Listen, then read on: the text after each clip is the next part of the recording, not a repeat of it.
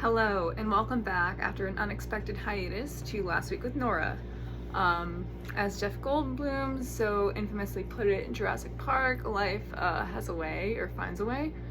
In this case, life found a way to interrupt my schedule, my routine, all that good stuff. But it's all good. We're back, we're rolling. Not going to bother trying to recap on the week that was missed because there's a lot of moving parts in this memory that's constantly worrying, and because of the rate at which I process, consume, and expel and information, I can't retain anything from that far back. But so yeah, moving forward, I'd like to preface this week's film of the week, if you will, watch the week, by giving a shout out to my longtime dear friend Katie, who is a perennial delight. It's beside the point, but it is to her credit that I actually changed my mind on this film. And it wasn't a huge, drastic pivot or total 180 moment, but it was so, I love nothing more, obviously, than rehashing and discussing films with my friends, with anybody, and especially more so when the discourse allows for dissenting opinions, for me to broaden my perspective and my scope. So the film in question is Nope, which I finally got around to seeing a few weeks late, almost a month late, but it happened.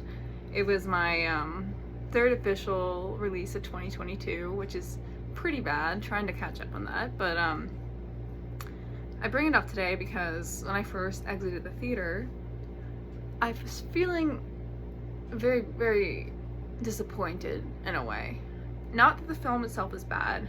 Obviously the visuals are stunning, the performances, Keke Palmer in particular, phenomenal. And I think there was a lot of really, really pertinent and prescient things to be culled. But I as somebody who is primarily story-driven, character-driven, background-driven, I just felt that there was a lot lacking. That a lot of it was very surface level, a lot of ideas hodgepodge together that weren't as well fleshed out as they could be. And so of course I called Katie because a few days prior we'd gone out and we were hanging out, and she was just like, God, I can't stop thinking about Nope. I really need to talk about it with somebody. And of course I'm over there ready to pound my head because I'm like, I'm your girl, but I haven't seen it, so of course made a priority. So I called up Katie and we're talking about it, and she was quite taken with the film. And I'm gonna paraphrase this terribly because again, I'm speaking on a whim and from the recollections of my eroding memory, but when I presented what I just presented you all with, which kind of feeling underwhelmed, she was shocked, and then she started to really go into an analysis of the film and presenting angles I'd never really considered. Particularly, and I know it sounds like it might be more obsequious than it is. I mean, again, different viewers, depending on your experience, your background, you cull different things from the watch, different things speak to you. But she really brought up a lot and focused mainly on the spectacle aspect. And obviously I recognize the parallel between animalistic behavior and man, and that was kind of being drawn with the whole arc of, oh yeah, spoilers, for anyone who hasn't seen it, of the monkey, and then obviously just, yeah, so got that, but I never really considered the whole spectacle of it. And then she starts talking about how, while watching Nope, she likened the mammoth alien to the industry, but also just to this kind of pervasive, performative drive that's fostered and encouraged by being perennially and terminally online. Just being continually performing, continually projecting and performing, but also, in addition to that, which is where the industry piece comes in, capitalizing on that. Not only capitalizing on it, but exploiting it. And we see this very much foreshadowed, if you will, in the arc with the monkey and the child actor turned like commercial ranch hand, if you will, because even like though he underwent this entirely extremely traumatic thing, witnessed the death of his co-stars, and then even the monkey, just way so much for like a little kid to process. He not only is still in the industry and still kind of doing this,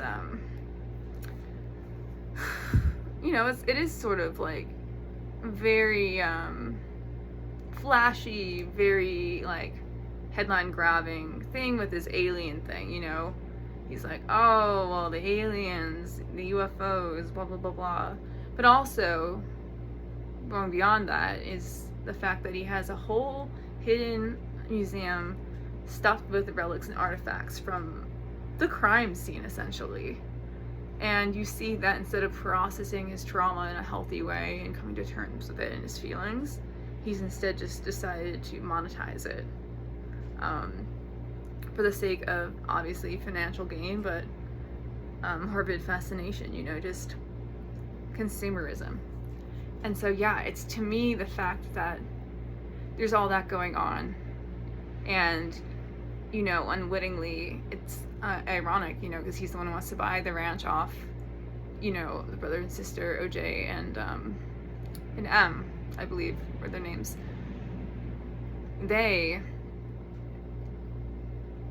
you know, end up trying to, it goes from, you know, this alien being there to this whole quest of let's catch this alien on camera, with no regard for trying to understand the alien, or no really regard for the impact or the future or the implications of what their behavior will engender, but rather just the spectacle of it and the financial incentive in there. And so all of these conceptual allegories are really, again, like at the surface, which, you know, they're not really as vested into the characters as deeply as I would have liked, save for Steven Yeun's character, who unfortunately doesn't make it, again, spoiler. But I'm hearing her talk about all of this, and of course I know for a fact she brought up other very, very pervasive points, and that had me I really should have had a notepad and a pen and paper, like, wow, this is really good. And it inspired me, and I haven't done so yet, but to give it another watch.